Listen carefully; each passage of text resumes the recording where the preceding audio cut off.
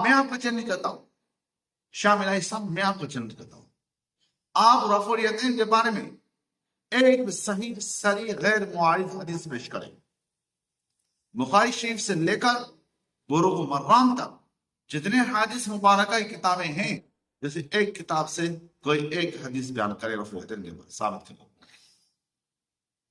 جن کتابوں رفع الیدین کا ذکر ہے وہاں تک ترک کا بھی ہے۔ ہم تو کہتے ہیں رسول اللہ صلی اللہ علیہ وسلم اول کیا بعد میں چھوڑ دیا، ترک کا ذکر ہے تو ترک کا کیا مطلب؟ ترک کا مطلب یہ ہوتا ہے کہ بندہ ایک کام کرے بعد میں اس کو چھوڑ دے، اگر ایک کام کیا نہیں اور اس کو کرتا نہیں تو اس کو ترک نہیں کہتے۔ اور پھر یہ کہتا ہے کہ رسول اللہ کی بات ہو تو ماننے کے لیے تیار نہیں، امتی کی بات ماننے کے تیار۔ بھائی یہ کیا کہہ دیا آپ نے؟ امام حنیفہ رحمہ اللہ علیہ کی بات ہم مانتے ہیں، وہ مجتہد ہے، اس نے اجتہاد کیا، اس نے حدیث اور قرآن شریف کا نچوڑ ہمیں بتایا، ہم اس پر عمل کرتے ہیں۔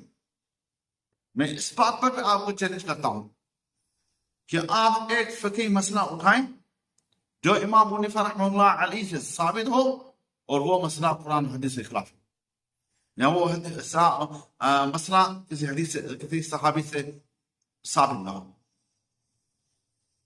تو جب وہ رفع الیدین کرتے ہیں امام شافعی امام مالک رحمہ اللہ علیہ، تو وہ جو ہے مجتہد تھے، آپ مجتہد نہیں، آپ کو حق تک نہیں۔ اور رفع الیدین کو ثابت کرنے کے لیے میں آپ کو چیلنج کر رہا ہوں، آپ ثابت کریں۔ اگر آپ نے ایک صحیح صحیح غیر معارض حدیث سے ثابت کیا تو میں بھی رفع الیدین شروع کر سے اپنے مسئلے میں شروع کر دوں گا۔ اللہ تعالیٰ آپ کو ہدایت دے۔ السلام علیکم۔